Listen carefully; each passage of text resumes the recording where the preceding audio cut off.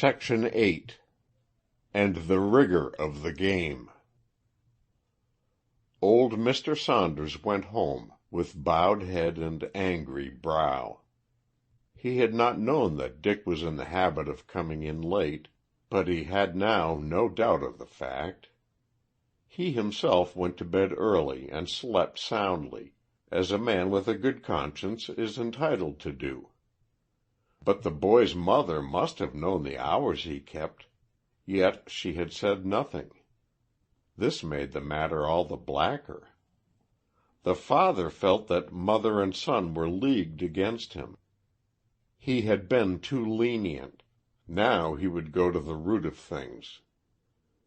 The young man would speedily change his ways or take the consequences. There would be no half measures.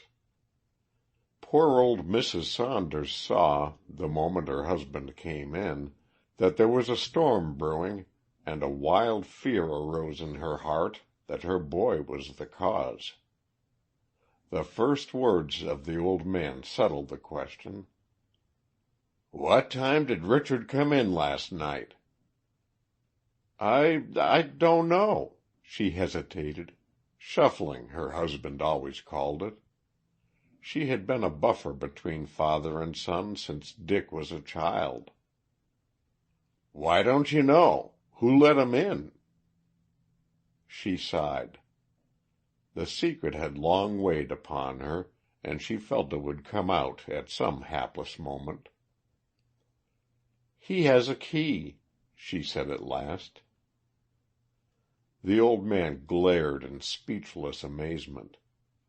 In his angriest mood he had never suspected anything so bad as this.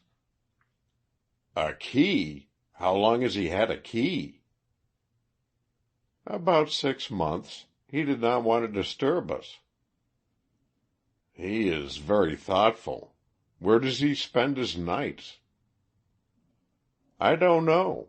He told me he belongs to a club, where he takes some kind of exercise." "Did he tell you he exercised with cards? Did he say it was a gambling club?" "I don't believe it is. I am sure Dick doesn't gamble. Dick is a good boy, father." "A precious lot you know about it, evidently. Do you think his employer, Banker Hammond, has any idea his clerk belongs to a gambling club?" "I am sure I don't know. Is there anything wrong? Has anyone been speaking to you about Dick?" "Yes, and not to his credit." "Oh, dear!" cried the mother in anguish. "Was it Mr. Hammond?" "I have never spoken to Hammond in my life," said the old man, relenting a little when he saw how troubled his wife was. "No, I propose to stop this club business before it gets to the banker's ears that one of his clerks is a nightly attendant there. You will see Richard when he comes home this evening. Tell him I wish to have a word or two with him tonight. He is to wait for me here. I will be in shortly after he has had his supper." "You will not be harsh with him, father. Remember, he is a young man now, so please advise and do not threaten. Angry words can do no good." "I will do my duty," said the old man, uncompromisingly. Gentle Mrs. Saunders sighed, for she knew well the phrase about duty. It was a sure prelude to domestic trouble. When the old man undertook to do his duty, he nailed his flag to the mast. "See that he waits for me tonight," was the parting shot as the old man closed the door behind him. Mrs. Saunders had had her share of trouble in this world, as every woman must who lives with a cantankerous man. When she could save her son a harsh word, or even a blow, she was content to take either uncomplainingly. The old man's severity had put him out of touch with his son. Dick sullenly resented his boyhood of continual fear. During recent years, when fear had gradually diminished and finally disappeared, he was somewhat troubled to find that the natural affection which a son should have for his father had vanished with it.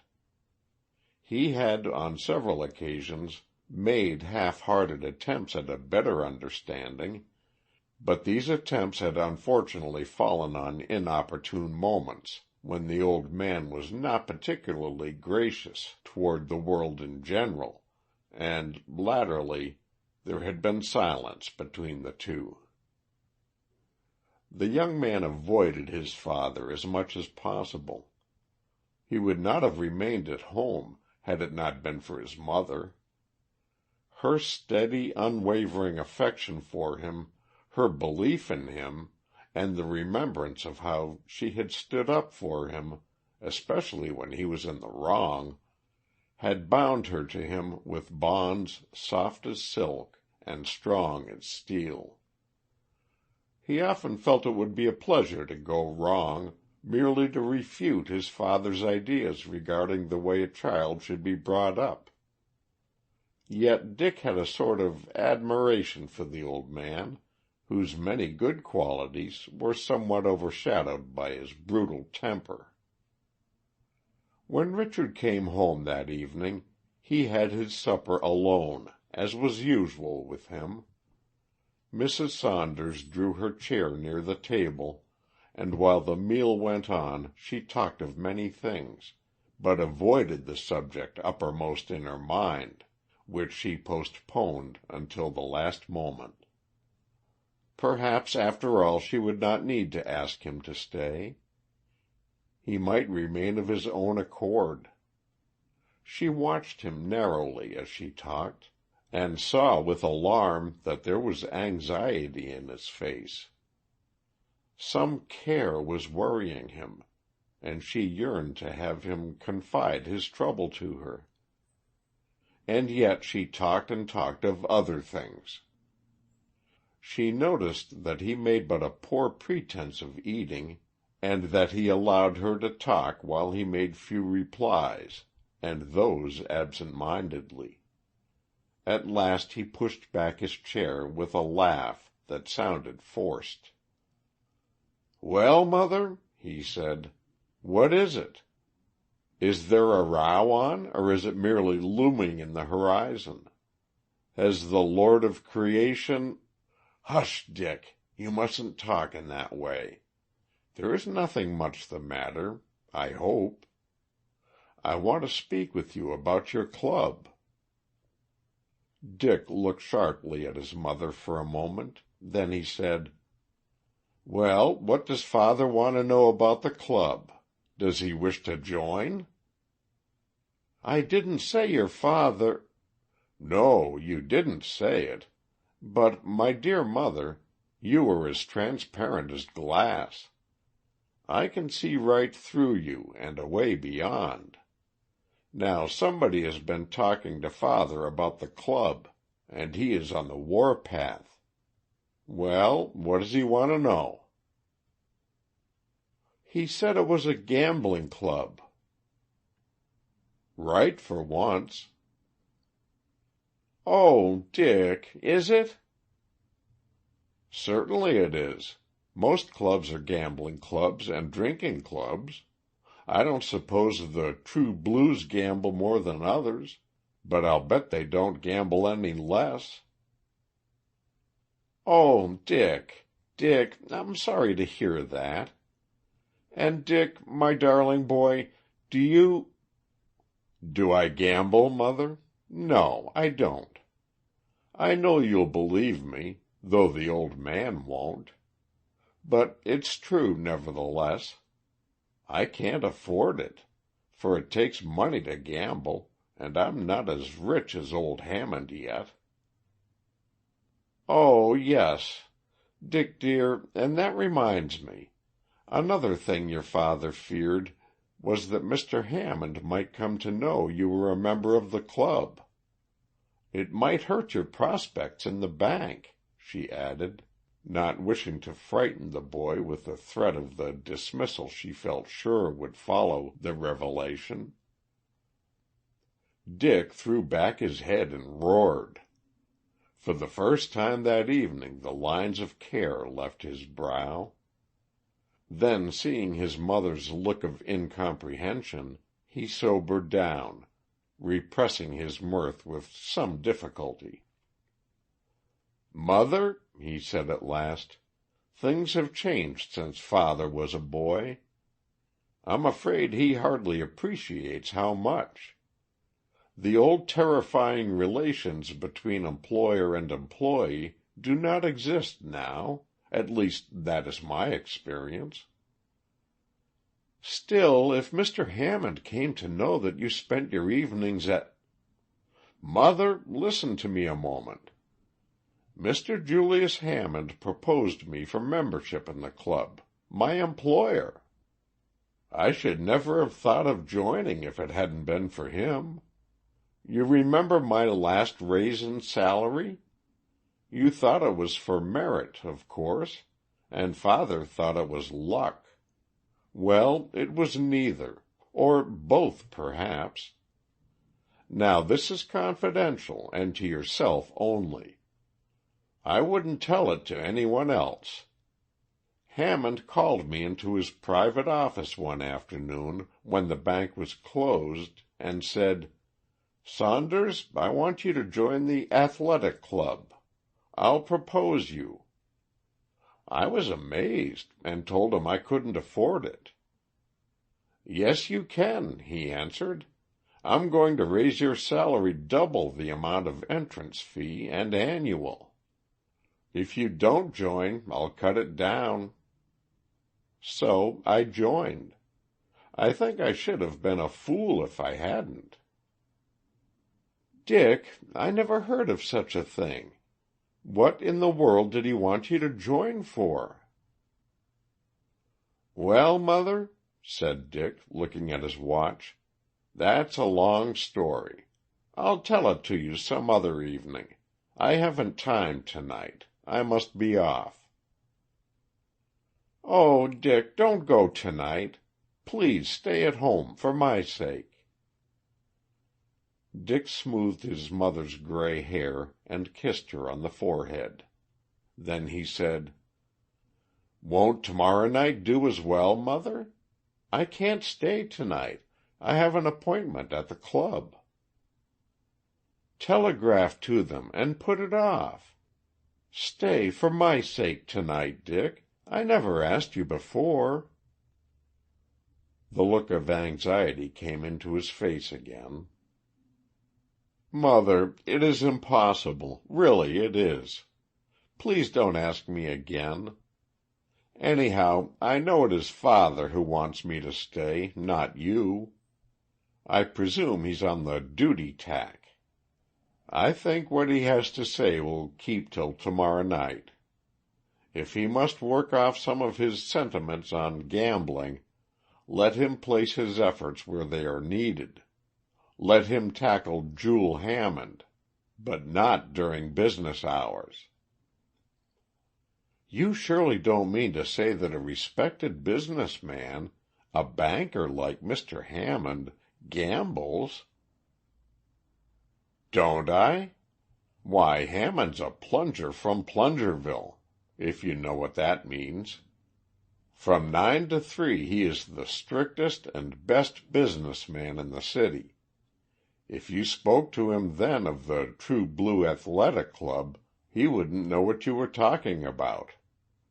But after 3 o'clock, he'll take any odds you like to offer, from matching pennies to backing an unknown horse." Mrs. Saunders sighed. It was a wicked world into which her boy had got to earn his living, evidently. "And now, mother, I really must be off. I'll stay at home tomorrow night and take my scolding like a man. Good night." He kissed her and hurried away before she could say anything more, leaving her sitting there with folded hands to await, with her customary patience and just a trifle of apprehension, the coming of her husband. There was no mistaking the heavy footfall. Mrs. Saunders smiled sadly as she heard it, remembering that Dick had said once that, even if he were safe within the gates of paradise, the sound of his father's footsteps would make the chills run up his backbone. She had reproved the levity of the remark at the time, but she often thought of it, especially when she knew there was trouble ahead, as there usually was. "Where is Richard? Isn't he home yet?" were the old man's first words. "He has been home, but he had to go out again. He had an appointment." "Did you tell him I wanted to speak with him?" "Yes, and he said he would stay home tomorrow night." "Did he know what I said tonight?" "I'm not sure that I told him you—" "Don't shuffle now. He either knew or he did not. Which is it?"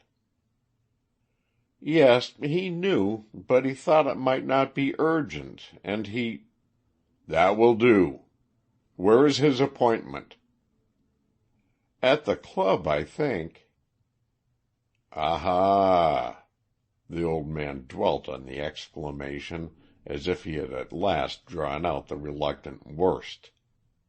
"Did he say when he would be home?" "No." "Very well. I will wait half an hour for him, and if he is not in by that time I will go to his club and have my talk with him there."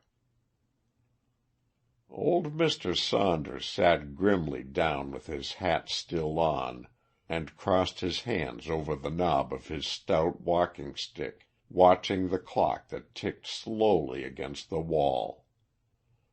Under these distressing circumstances, the old woman lost her presence of mind, and did the very thing she should not have done. She should have agreed with him, but instead of that she opposed the plan, and so made it inevitable. It would be a cruel thing, she said, to shame their son before his friends, to make him a laughing-stock among his acquaintances.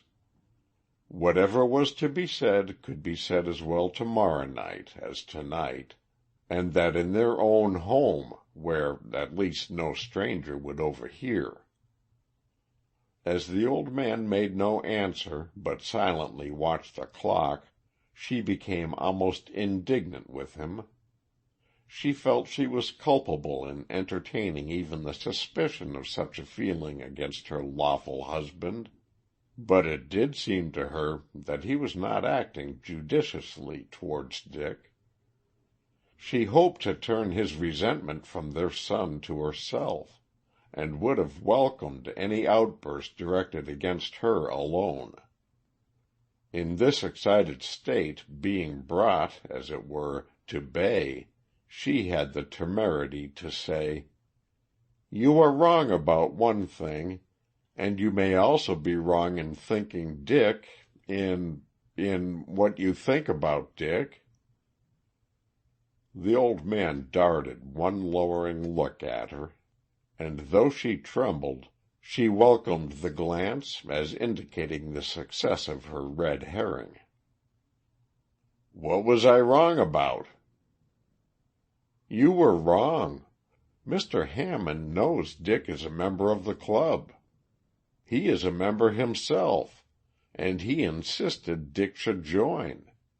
That's why he raised his salary." "A likely story. Who told you that?" "Dick told me himself." "And you believed it, of course." Saunders laughed in a sneering, cynical sort of way, and resumed his scrutiny of the clock. The old woman gave up the fight, and began to weep silently, hoping, but in vain, to hear the light step of her son approaching the door. The clock struck the hour. the old man rose without a word, drew his hat further over his brow, and left the house. Up to the last moment, Mrs. Saunders hardly believed her husband would carry out his threat. Now, when she realized he was determined, she had one wild thought of flying to the club and warning her son. A moment's consideration put that idea out of the question. She called the serving maid, who came, as it seemed to the anxious woman, with exasperating deliberation. "Jane," she cried, "do you know where the Athletic Club is? Do you know where Centre Street is?" Jane knew neither club nor locality. "I want a message taken there to Dick, and it must go quickly. Don't you think you could run there—" "It would be quicker to telegraph, ma'am," said Jane, who was not anxious to run anywhere. "There's telegraph paper in Mr. Richard's room, and the office is just around the corner." "That's it, Jane. I'm glad you thought of it. Get me a telegraph form. Do make haste. Do make haste." She wrote with a trembling hand, as plainly as she could, so that her son might have no difficulty in reading: "Richard Saunders, Athletic Club, Centre Street. Your father is coming to see you. He will be at the club before half an hour." "There is no need to sign it. He will know his mother's writing," said Mrs. Saunders, as she handed the message and the money to Jane. And Jane made no comment, for she knew as little of telegraphing as did her mistress. Then the old woman, having done her best, prayed that the telegram might arrive before her husband. And her prayer was answered, for electricity is more speedy than an old man's legs. Meanwhile Mr. Saunders strode along from the suburb to the city. His stout stick struck the stone pavement with a sharp click that sounded in the still frosty night air almost like a pistol shot.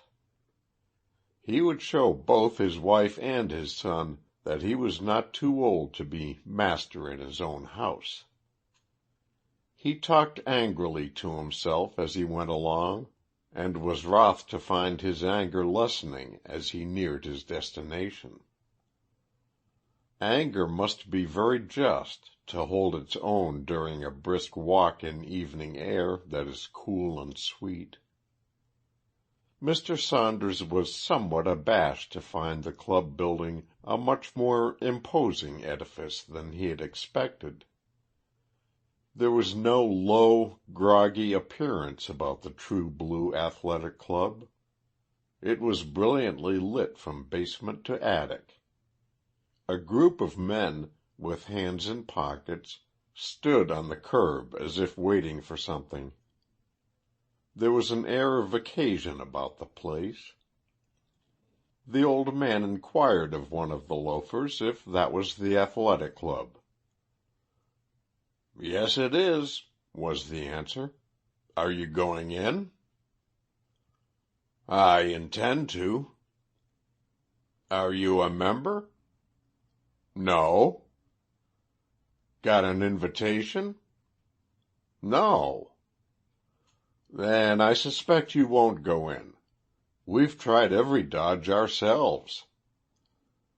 The possibility of not getting in had never occurred to the old gentleman, and the thought that his son, safe within the sacred precincts of a club, might defy him, flogged his flagging anger and aroused his dogged determination. "I'll try, at least," he said, going up the stone steps. The men watched him with a smile on their lips. They saw him push the electric button, whereupon the door opened slightly. There was a brief unheard parley, then the door swung wide open, and when Mr. Saunders entered, it shut again. "Well, I'm blessed," said the man on the curb. "I wonder how the old duffer worked it. I wish I had asked him." None of the rest made any comment. They were struck dumb with amazement at the success of the old gentleman, who had even to ask if that were the club. When the porter opened the door, he repeated one of the questions asked a moment before by the man on the curb. "Have you an invitation, sir?" "No," answered the old man, deftly placing his stick so that the barely opened door could not be closed until it was withdrawn. "No, I want to see my son, Richard Saunders. Is he inside?" The porter instantly threw open the door. "Yes, sir," he said. "They're expecting you, sir. Kindly come this way, sir." The old man followed, wondering at the cordiality of his reception. There must be some mistake. Expecting him? How could that be? He was led into a most sumptuous parlor, where a cluster of electric lamps in the ceiling threw a soft radiance around the room. "Be seated, sir. I will tell Mr. Hammond that you are here." "But stop a moment. I don't want to see Mr. Hammond. I have nothing to do with Mr. Hammond. I want to see my son. Is it Mr. Hammond, the banker?" "Yes, sir. He told me to bring you in here when you came, and to let him know at once." The old man drew his hand across his brow, and ere he could reply, the porter had disappeared. He sat down in one of the exceedingly easy leather chairs and gazed in bewilderment around the room. The fine pictures on the wall related exclusively to sporting subjects. A trim yacht, with its tall slim masts and towering cloud of canvas at an apparently dangerous angle, seemed sailing directly at the spectator. Pugilists, naked to the waists, held their clenched fists in menacing attitudes. Race-horses, in states of activity and at rest, were interspersed here and there. In the center of the room stood a pedestal of black marble, and upon it rested a huge silver vase, encrusted with ornamentation. The old man did not know that this elaborate specimen of the silversmith's art was referred to as the cup. Someone had hung a placard on it, bearing, in crudely scrawled letters, the words, "Fare thee well, and if forever still, forever fare thee well." While the old man was wondering what all this meant, the curtain suddenly parted, and there entered an elderly gentleman, somewhat jauntily attired in evening dress, with a rose at his buttonhole.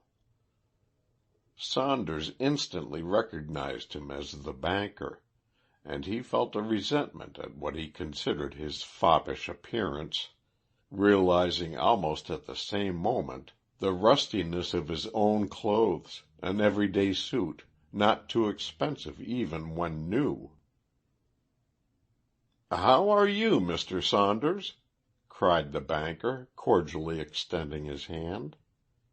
"I am very pleased indeed to meet you.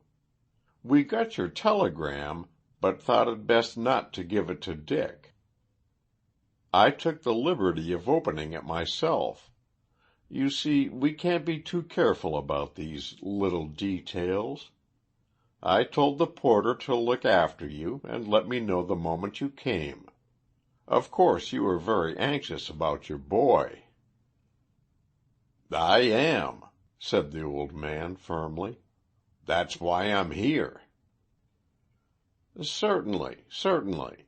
So are we all, and I presume I'm the most anxious man of the lot. Now, what you want to know is how he is getting along? Yes, I want to know the truth.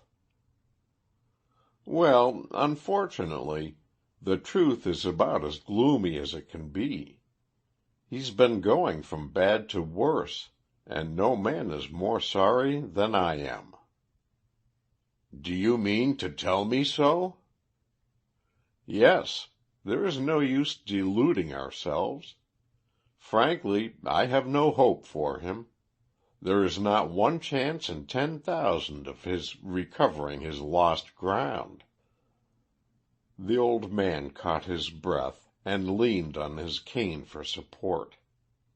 He realized now the hollowness of his previous anger.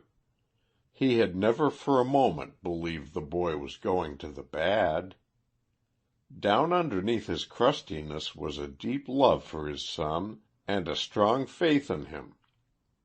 He had allowed his old habit of domineering to get the better of him, and now in searching after a phantom he had suddenly come upon a ghastly reality.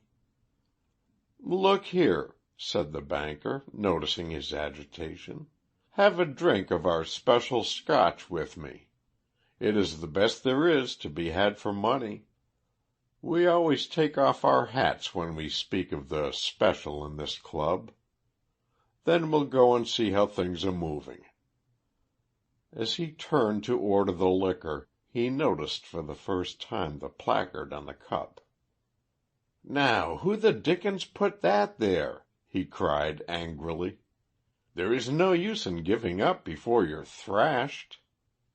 Saying which, he took off the placard, tore it up, and threw it into the wastebasket. "Does Richard drink?" asked the old man huskily, remembering the eulogy on the special. "Bless you, no. Nor smoke either. No, nor gamble, which is more extraordinary. No, it's all right for old fellows like you and me to indulge in the special, bless it, but a young man who needs to keep his nerves in order has to live like a monk. I imagine it's a love affair. Of course, there's no use asking you. You would be the last one to know. When he came in tonight, I saw he was worried over something. I asked him what it was, but he declared there was nothing wrong. Here's the liquor. You'll find that it reaches the spot." The old man gulped down some of the celebrated special. Then he said, "Is it true that you induced my son to join this club?" "Certainly. I heard what he could do from a man I had confidence in, and I said to myself, we must have young Saunders for a member." "Then don't you think you are largely to blame?" "Oh, if you like to put it that way, yes. Still, I'm the chief loser. I lose 10,000 by him." "Good God!" cried the stricken father. The banker looked at the old man a little nervously, as if he feared his head was not exactly right. Then he said, "Of course you will be anxious to see how the thing ends. Come in with me, but be careful the boy doesn't catch sight of you. It might rattle him. I'll get you a place at the back, where you can see without being seen." They rose, and the banker led the way on tiptoe between the curtains into a large room filled with silent men, earnestly watching a player at a billiard table in the center of the apartment. Temporary seats had been built around the walls, tier above tier, and every place was taken. Saunders noticed his son standing near the table in his shirt sleeves, with his cue butt downward on the ground. His face was pale, and his lips compressed as he watched his opponents play like a man fascinated. Evidently his back was against the wall, and he was fighting a hopeless fight, but was grit to the last. Old Saunders only faintly understood the situation, but his whole sympathy went out to his boy, and he felt an instinctive hatred of the confident opponent who was knocking the balls about with a reckless accuracy which was evidently bringing dismay to the hearts of at least half the onlookers. All at once there was a burst of applause, and the players stood up straight with a laugh. "By Jove!" cried the banker. "He's missed. Didn't put enough stick behind it. That comes of being too blamed sure. Shouldn't wonder but there's going to be a turn of luck. Perhaps you'll prove a mascot, Mr. Saunders." He placed the old man on an elevated seat at the back. There was a buzz of talk as young Saunders stood there chalking his cue, apparently loath to begin. Hammond mixed among the crowd, and spoke eagerly now to one, now to another. Old Saunders said to the man next to him, "What is it all about? Is this an important match?" "Important? You bet it is. I suppose there's more money on this game than was ever put on a billiard match before. Why, Jule Hammond alone has 10,000 on Saunders." The old man gave a quivering sigh of relief. He was beginning to understand. The 10,000, then, was not the figures of a defalcation. "Yes," continued the other, "it's the great match for the cup. There's been a series of games, and this is the culminating one. Prognor has won one, and Saunders one. Now this game settles it. Prognor is the man of the High Flyers Club. He's a good one. Saunders won the cup for this club last year, so they can't kick much if they lose it now. They've never had a man to touch Saunders in this club since it began. I doubt if there's another amateur like him in this country. He's a man to be proud of, although he seemed to go to pieces tonight. They'll all be down on him tomorrow if they lose their money, although he don't make anything one way or another. I believe it's the high betting that's made him so anxious and spoiled his play." "Hush, hush," was whispered around the room. Young Saunders had begun to play. Prognor stood by with a superior smile on his lips. He was certain to go out when his turn came again.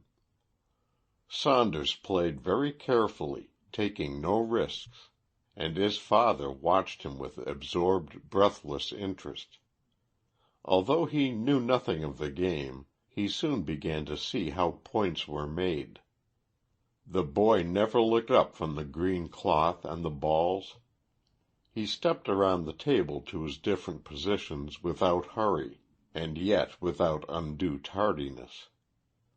All eyes were fastened on his play, and there was not a sound in the large room but the ever-recurring click-click of the balls. The father marveled at the almost magical command the player had over the ivory spheres. They came and went, rebounded and struck, seemingly because he willed this result or that. There was a dexterity of touch, and accurate measurement of force, a correct estimate of angles, a truth of the eye, and a muscular control that left the old man amazed that the combination of all these delicate niceties were concentrated in one person, and that person his own son.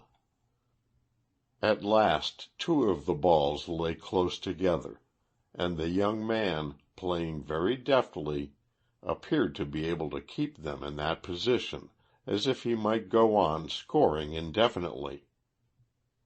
He went on in this way for some time, when suddenly the silence was broken by Prognor crying out, "I don't call that billiards. It's baby play."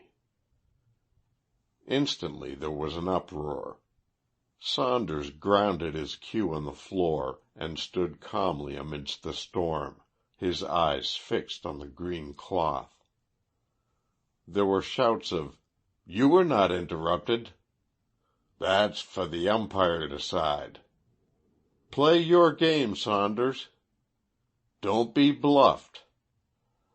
The old man stood up with the rest, and his natural combativeness urged him to take part in the fray and call for fair play. The umpire rose and demanded order. When the tumult had subsided, he sat down. Some of the high flyers, however, cried, "Decision! Decision!" "There is nothing to decide," said the umpire severely. "Go on with your play, Mr. Saunders." Then young Saunders did a thing that took away the breath of his friends. He deliberately struck the balls with his cue ball and scattered them far and wide. A simultaneous sigh seemed to rise from the breasts of the true blues. "That is magnificent, but it is not war," said the man beside old Saunders. "He has no right to throw away a single chance when he is so far behind." "Oh, he's not so far behind. Look at the score," put in a man on the right. Saunders carefully nursed the balls up together once more, scored off them for a while, and again he struck them far apart. This he did 3 times. He apparently seemed bent on showing how completely he had the table under his control. Suddenly a great cheer broke out, and young Saunders rested as before without taking his eyes from the cloth. "What does that mean?" cried the old man excitedly, with dry lips. "Why, don't you see? He's tied the score. I imagine this is almost an unprecedented run. I believe he's got Prognor on toast, if you ask me." Hammond came up with flushed face and grasped the old man by the arm with a vigor that made him wince. "Did you ever see anything grander than that?" he said, under cover of the momentary applause. "I'm willing to lose my 10,000 now without a murmur. You see, you are a mascot after all." The old man was too much excited to speak, but he hoped the boy would take no more chances. Again came the click-click of the balls. The father was pleased to see that Dick played now with all the care and caution he had observed at first. The silence became intense, almost painful. Every man leaned forward and scarcely breathed. All at once Prognor strode down to the billiard table and stretched his hand across it. A cheer shook the ceiling. The cup would remain on its black marble pedestal. Saunders had won. He took the outstretched hand of his defeated opponent, and the building rang again. Banker Hammond pushed his way through the congratulating crowd and smote the winner cordially on the shoulder. "That was a great run, Dick, my boy. The old man was your mascot. Your luck changed the moment he came in. Your father had his eye on you all the time." "What?" cried Dick with a jump. A flush came over his pale face as he caught his father's eye, although the old man's glance was kindly enough. "I'm very proud of you, my son," said his father when at last he reached him. "It takes skill and pluck and nerve to win a contest like that. I'm off now. I want to tell your mother about it." "Wait a moment, father, and we'll walk home together," said Dick. End of Section 8